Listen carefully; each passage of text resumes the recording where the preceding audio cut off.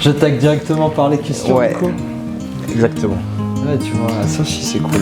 Allez, c'est parti. Salut Zan. Bah, salut Anonymous.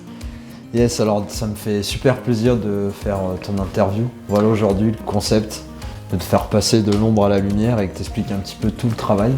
Car sans toi, l'univers d'Anonymous, personne ne pourrait le découvrir.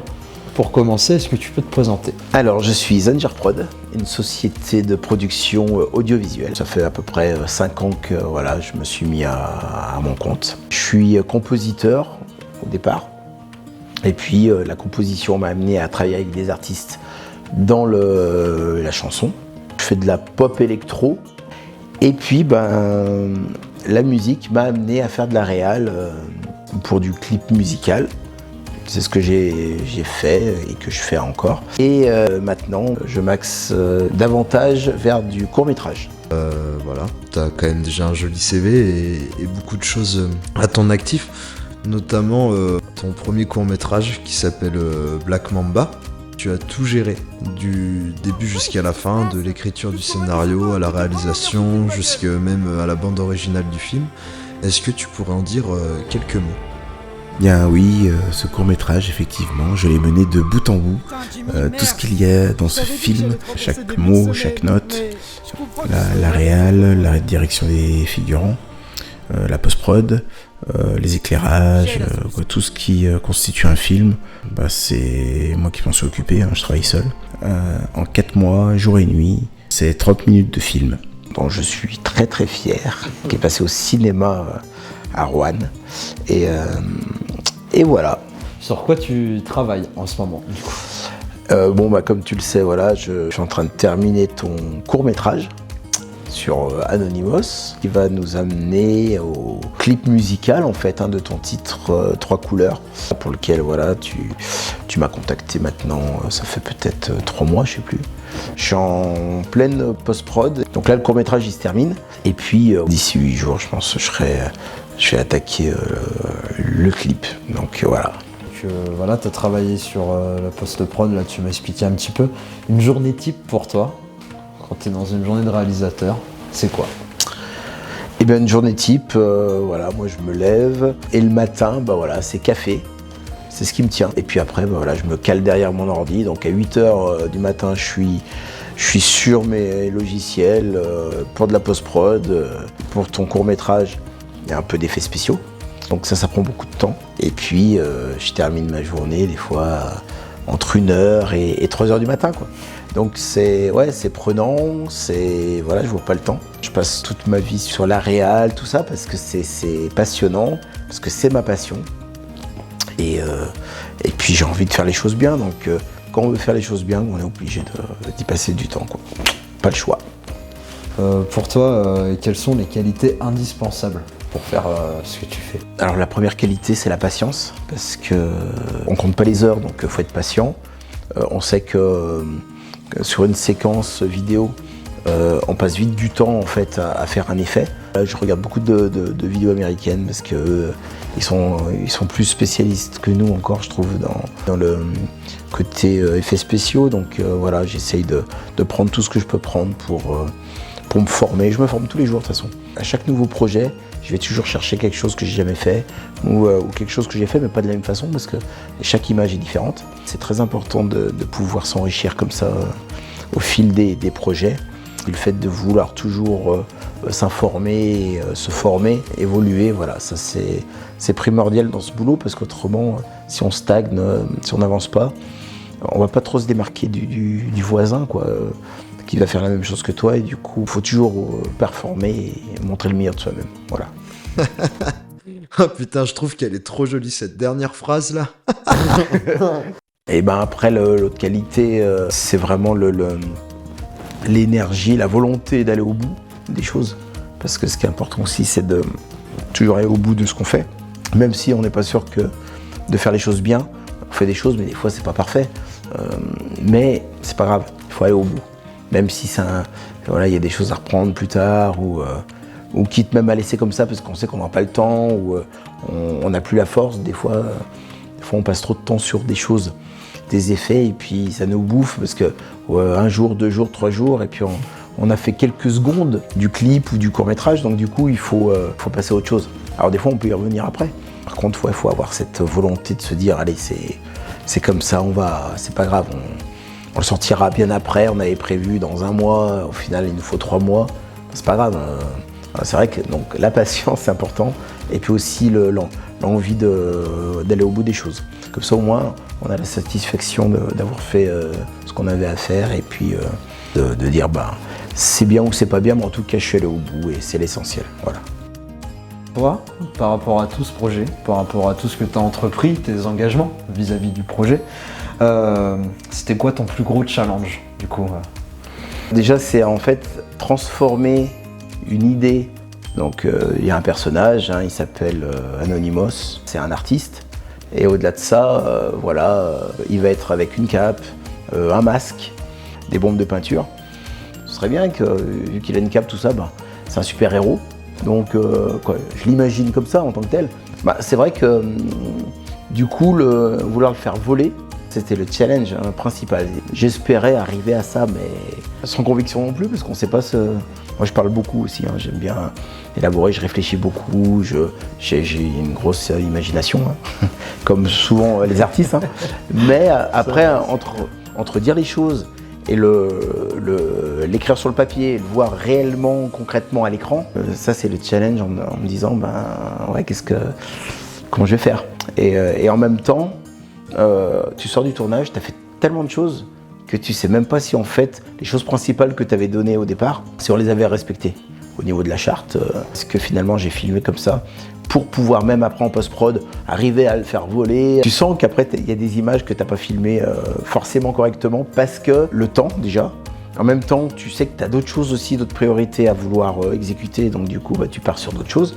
Et après, tu dis, je vais y revenir. Puis en fait, avec la journée, il fait presque nuit, tu n'y reviens pas forcément parce que tu te dis, je pense que c'est bon, j'ai déjà dans les rushs. Puis après, quand tu dérushes justement à la maison, tu te dis, mince, pourquoi j'ai fait comme ça? Donc après, tu dis, bon, vu que je me le suis dit, il faut que je le fasse. Après, tu trouves des solutions pour te faire voler, du Photoshop, After Effects, le fait de connaître un peu les logiciels. Et puis de dire, moi étant graphiste aussi de formation, ça m'a permis aussi de redessiner un peu des choses, fait des choses un petit peu extraordinaires. Quand on voit le travail que ça représente, de faire ça. Moi en tout cas, je suis fier du travail que moi j'ai accompli derrière mon écran. Et au-delà du tournage qu'on a accompli tous ensemble, mais après c'est tout le côté post-prod qui demande vraiment de la patience. Et puis là, t'es un peu seul, quoi. C'est vrai qu'autant le tournage, on se soutient, on est plusieurs. Exactement. Il y a des moments plus drôles, des moments sympas où on relâche. Autant là, t'es face à ton ordinateur et face à ta pensée. Ce qu'on s'est imaginé, est-ce que, comme toi tu l'as vu dans ta tête, moi comme je l'ai vu dans ma tête, c'est ça. Est-ce que ça va tout s'accorder? Enfin, c'est vraiment des moments où t'es seul dedans, en fait. J'ai pas ton retour. Donc, tu réfléchis un peu pour deux. Même est-ce que toi tu vas imaginer ce que moi j'ai imaginé, c'est pas simple. Ça c'est peut-être vraiment ça le plus gros challenge en fait. Mais le court-métrage c'est pour bientôt. Ça s'approche. Moi j'ai hâte franchement que ça sorte. Mais du coup là on va remonter donc fin août. Ouais. Donc on a été accueillis sur le lieu de tournage, donc au Street Art City à Lurcy-Lévis. Puis du coup moi je me rappelle d'un super truc aussi, c'est qu'au-delà de cette chance-là, tu as eu la chance de monter dans une nacelle, c'était un de tes kiffs. Parce qu'en plus moi, quand on me connaît, on sait que j'ai un vertige de malade. Ça fait partie aussi, tu vois, de dépasser ses limites en fait. C'est tout bête, entre 12 et 20 mètres de haut dans une nacelle, et de filmer, puisque c'est ça aussi, c'est pas juste de monter, c'est de me dire, allez pour le tournage, il y a une nacelle qui est dispo. On va demander si on peut l'utiliser. Et en plus, quand on te dit, il n'y a pas de souci, on te la met à dispo, tu dis, mince, ça veut dire que maintenant, j'ai plus le choix, il faut que j'aille dedans, quoi. Ça permet aussi ça, des fois, les tournages, de pouvoir se dépasser personnellement, en disant, tiens, j'ai quand même franchi une étape. Et après, quand on revoit les images, on y pense. Alors du coup, on va rentrer un petit peu dans les choses un peu plus personnelles, mais un peu humoristiques aussi. C'est plus pour que les gens te découvrent en dehors du court-métrage, mais toi, Zan, tu vois, quelle personnalité t'inspire le plus, du coup? Une personnalité, moi, en fait, quand je pense à une personnalité, je pense à Jean-Michel Jarre. c'est le pionnier de la musique électro, hein, c'est lui qui a vraiment lancé ça. Et je pense à lui parce qu'en fait, c'est grâce à lui si je me suis mis à la musique. Et mes influences aussi, c'est pas par hasard qu'on écoute un peu mes titres et puis ce que j'ai pu faire aussi dans le passé. Voilà, il y a des petites sonorités, voilà, c'est à la Jean-Michel Jarre, mais ouais, c'est vraiment, moi je penserai à lui. Alors vraiment pour ce qu'il m'a apporté. Et ce qui m'apporte encore, c'est de la musique. Après que je suis venu à la Réal, j'ai fait du clip, et après que je me suis intéressé au cinéma, et puis que je travaille maintenant un petit peu là-dedans, en parallèle aussi, voilà. Dans ta passion, donc du coup, c'est quoi la rencontre qui t'a le plus marqué? Alors, la rencontre, ouais, j'allais dire, j'en ai peut-être plusieurs. Alors, j'ai rencontré, en fait, j'ai produit l'oncle de Gims, en fait. D'accord. Et c'est vrai qu'il faut que je commence par là. Il y a 4 ans, un manager qui m'a contacté, il s'occupait de César Loboko, qui est un artiste congolais. Il m'a mis en relation avec lui. J'ai accepté de produire deux de ses clips. Et en fait, le premier clip que j'ai fait, c'est chez le papa de Gims, Idadjou, avec les frères, toute la famille, voilà, qui ont contribué. Le grand frère, le frère aîné de Gims, il a fait une apparition dans mon clip, et puis le papa aussi, et puis les sœurs, et puis voilà. Ça, c'est vraiment la première rencontre. Là, je me suis dit, qu'est-ce que tu fais là? Parce que c'était, je crois, 1h du matin. C'est César qui m'a emmené, il me dit, allez viens, je vais te présenter quelqu'un, son frère. Je vois cette grosse baraque et puis en fait, voilà, il m'a présenté, ouais, c'était le papa de Gims, et puis on a passé une partie de la nuit à discuter, il m'a montré des vidéos, des choses comme ça. J'y allais régulièrement en fait là-bas chez le papa de Gims parce que bon, déjà il m'aimait bien ce que j'étais. Et il voulait travailler un peu avec moi. Alors après, c'est pas fait parce qu'avec son fils, il avait déjà un de ses fils, c'est-à-dire Dadjou, il avait déjà pas mal de programmes à faire. Puis moi, à ce moment-là, je commençais un peu à me lancer, donc j'avais aussi mes projets à faire. Et après, au bout de 2 ans, bon, j'ai un peu arrêté parce que je sentais que ça me bloquait aussi pour faire d'autres choses. Et puis aller à Paris toutes les 2 semaines, c'était un peu fatigant. Voilà, mais je suis toujours en contact. J'ai toujours gardé des contacts. Et puis la deuxième rencontre, c'est Lio. Lio, donc la marraine de l'association Le Bépan, qui est une maladie neurodégénérative qui touche essentiellement les petites filles à la naissance. Et du coup, voilà, on m'avait appelé pour faire le clip parce que j'ai fait la chanson du Bépan, la chanson officielle.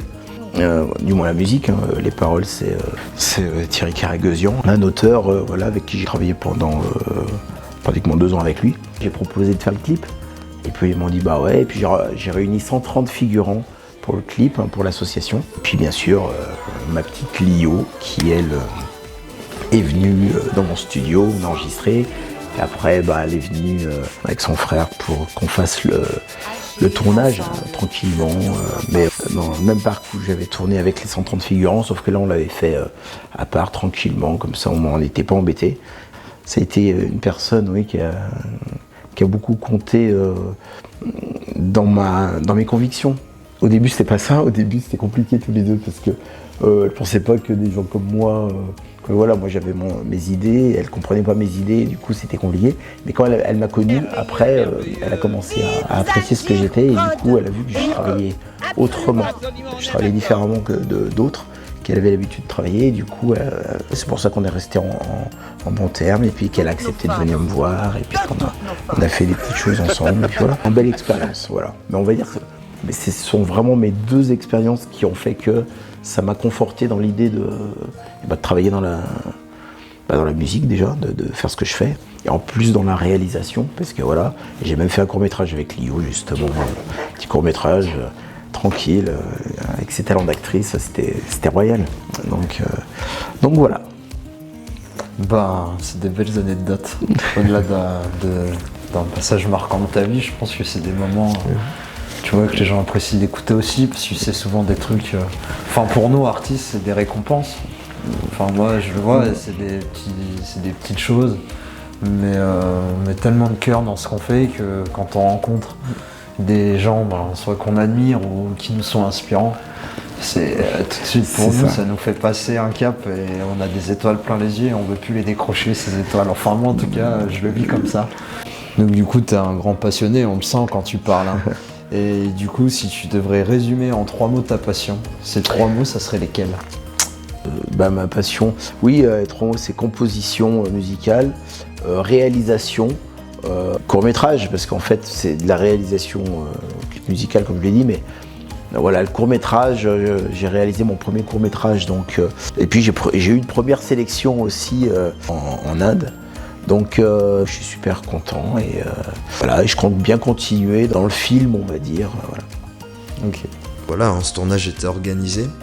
Et vu que dans le clip, les acteurs principaux sont les enfants, t'avais décidé de programmer 2 journées. Un samedi où tous les figurants, tout ce qui faisait partie du court-métrage et autour de l'histoire des enfants était tourné. Et après, il y a eu donc cette 2e journée avec les enfants. Grosse journée et franchement c'était incroyable quoi. Tu l'avais quand même réfléchi cette journée et vraiment chapeau. Faut quand même rappeler que les enfants ils étaient là donc de 9h à 17h. Ils avaient 6 ans et 10 ans et ils avaient même pas eu 1 heure de pause. Hein. Donc quand on sait la concentration qu'il faut pour tourner, pour s'appliquer à faire les choses bien, bravo à eux et puis bravo à toi aussi qui as su les diriger. Moi honnêtement, je trouve, moi qui étais de l'extérieur par rapport à cette journée, t'as su tenir le rythme et t'as su tenir les enfants et ça franchement c'est pas donné à tout le monde et c'est très très fort. Et je pensais du coup que c'était important de le dire. Parce qu'on se rend pas compte de cette difficulté. Et voilà, je trouve que ce dynamisme, c'est aussi grâce à toi, Zan, et surtout grâce à toi. Parce que voilà, tu as su apporter et su mettre en confiance tout le monde, et du coup, rien que pour ça, un grand merci. Déjà, de tenir une journée juste en étant présent sur place, c'est long. Mais là, en demandant à des enfants, donnant des directives, fais comme ci, fais pas comme ça, regarde-moi pas, regarde lui, tiens-toi comme ça. Tout ça fait que, je veux dire, chapeau, parce qu'ils ont tenu le coup. Alors, c'était pas simple, hein, parce que ils ont eu des absences aussi, il y a eu des caprices, il y a eu plein de choses au milieu, mais j'allais dire, pour des enfants, c'est normal. Chapeau, parce qu'en attendant, j'ai rien lâché, je les ai tenus jusqu'au bout, pour que moi, à travers l'image, on ait ce que j'imaginais en tout cas au niveau des visuels. Et alors je vais le voir dans le clip parce que bon, voir au montage, voir si c'est ça, mais bon, j'ai déjà étudié un peu le cas, donc j'ai à peu près en gros mes images que j'avais prévues. Mais non, c'est grosse journée et grosse fatigue aussi. Le soir, quand on est rentré chacun chez soi, se taper 2 heures de route après une journée de 10 heures voilà, non-stop, c'est vrai que content de rentrer à la maison et de dormir pendant 2 jours. Et du coup, pour finir, si tu aurais 3 conseils à donner à Anonymous, ça serait lesquels? Faut arrêter de parler avec les gens, quoi. Faut arrêter de te disperser dès qu'il y a un touriste qui passe, de lui donner des cartes de visite et puis de lui parler, de te raconter ta vie. Parce qu'on tourne, c'est tout. Voilà, ça c'est un des conseils. Après, le 2e conseil, ce serait de bien écouter le directeur artistique qui est aussi Zanger Prod. Hein. Donc voilà, quand je te dis de marcher tout droit, c'est pas de tourner la tête vers les copains, savoir ce qu'ils ont dit, ou c'est d'être focus sur la caméra. Puis le 3e conseil, de faire une belle promo. La promo, c'est indispensable pour pouvoir vendre ton produit, utiliser les réseaux, parce que maintenant, c'est vrai que les réseaux deviennent indispensables dans la com, pour le court-métrage, mais le projet en même temps, parce que qui dit court-métrage dit clip derrière. Tu as déjà sorti ton titre 3 couleurs qui est dispo donc, sur les plateformes. C'est bien de continuer, mais bon, c'est vrai que toi, tu le fais déjà, mais il faut encore, voilà, je pense, on peut encore faire plus. C'est ça, faut pas oublier. Toujours à fond. Toujours à fond. Bon écoute, je te remercie là pour ces conseils. Et puis sache que ces 48 heures avec toi, je les ai fortement appréciées. J'apprécie de travailler avec toi. Pour moi c'était important de te mettre en lumière et de présenter le court-métrage et ce qui va suivre en te mettant en avant. Du coup j'espère que tout s'est bien passé pour toi et que je vais pouvoir quitter ton salon et que tu auras le smile. Donc on se dit à bientôt. Yes, moi je quitte ton salon. Écoute, voilà, la porte elle est là-bas, ouais, donc et puis, Zan, voilà. Allez, une prochaine. Ouais, à bientôt et puis Yes. très vite d'ailleurs. Ciao. Juste après, normalement, tu vois. Exactement, juste après.